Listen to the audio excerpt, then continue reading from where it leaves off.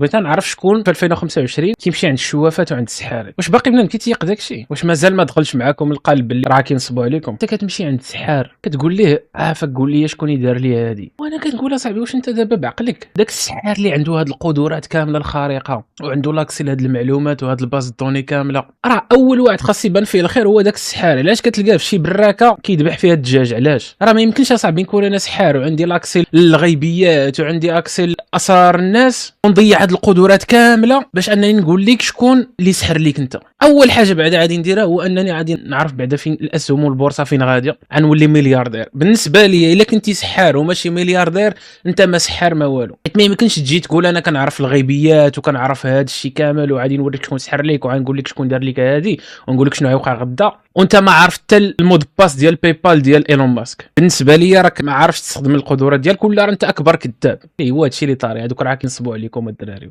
ولا الدريات ولا ما عرفت شكون باقي كيمشي يتيق داكشي. شي نهار غادي ندير شي ستريم مع شي سحار وغادي نقول له اخويا شوف تحضر المود باس ديال باي بال ديالي بصحتك، وهذا تشالنج لاي سحار. حضر لي المود باس ديال باي بال ديالي بصحتك، قضي غرض اللي فيه ديالك، هو فيها شي 1000 فرانك ولكن اللي فيه ديالك.